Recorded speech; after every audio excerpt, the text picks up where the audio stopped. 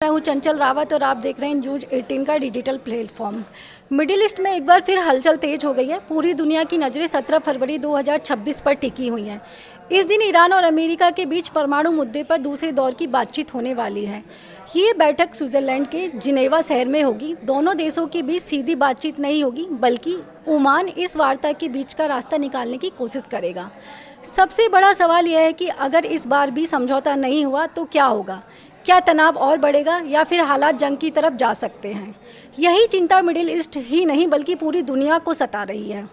Israel के प्रधानमंत्री Netanyahu ने साफ कहा है कि ईरान के साथ कोई भी नया समझौता तभी स्वीकार होगा जब उसका परमाणु बम पूरी तरीके से ख़त्म कर दिया जाएगा। उनका कहना है कि सिर्फ यूरेनियम बनाने की प्रक्रिया रोक देना ही काफ़ी नहीं है, उन मशीनों और सिस्टम को भी ख़त्म करना होगा जिनसे दोबारा परमाणु बम तैयार किया जा सकता है। नेतन्याहू का मानना है कि अगर सख्ती नहीं बरती गई तो खतरा बना रहेगा। वहीं दूसरी ओर ईरान के विदेश मंत्री अब्बास ने संकेत दिए हैं कि अगर अमेरिका आर्थिक प्रतिबंध हटाता है तो ईरान परमाणु मुद्दे पर समझौते के लिए तैयार हो सकता है। हालांकि ईरान ने साफ कर दिया है कि उसका मिसाइल प्रोग्राम बातचीत का हिस्सा नहीं होगा। अंतर्राष्ट्रीय परमाणु ऊर्जा एजेंसी के प्रमुख राफेल ग्रैसी ने कहा है कि निरीक्षण को लेकर नया समझौता संभव है, लेकिन यह आसान नहीं होगा। उनका कहना है कि 2026 में हुए हमले के बाद ईरान की परमाणु स्थिति बदल चुकी है, इसलिए नई शर्तों पर सहमति बनाना थोड़ा मुश्किल हो सकता है। इसी बीच इजराइल ने गाजा में चल रहे अपने अभियान की भी जानकारी दी है।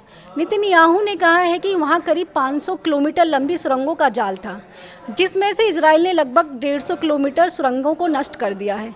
बाकी काम अभी जारी है। उन्होंने साफ कहा है कि जब तक सभी अहम सुरंगें नष्ट नहीं हो जाती तब तक अभियान जारी रहेगा। उधर अमेरिका ने भी अपनी सैन्य तैयारी बढ़ा दी है।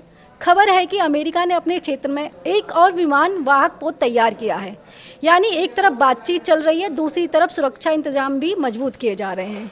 नेतन्याहू ने अमेरिका से मिलने वाली सैन्य मदद पर भी बात की है। फिलहाल इजराइल को हर साल करीब अमेरिका से 3.8 अरब डॉलर की मदद मिलती है, जो 2028 तक जारी रहेगी। हालांकि उन्होंने कहा है कि इजराइल की अर्थव्यवस्था पहले से मजबूत है और आगे आने वाले 10 सालों में इस मदद को धीरे धीरे कम किया जा सकता है। उनका कहना है कि इजराइल अब अमेरिका के साथ रिश्ता सिर्फ मदद तक सीमित नहीं रखना चाहता, बल्कि बराबरी और साझेदारी की रिश्ते की ओर बढ़ना चाहता है। कुल मिलाकर 17 फरवरी की ये बैठक अहम मानी जा रही है। अगर समझौता होता है तो तनाव कम हो सकता है, लेकिन अगर बात नहीं बनी तो मिडिल ईस्ट के हालात और भी ज़्यादा बिगड़ सकते हैं। अब पूरी दुनिया की नज़र अब ईरान और अमेरिका पर टिकी हुई है। धन्यवाद।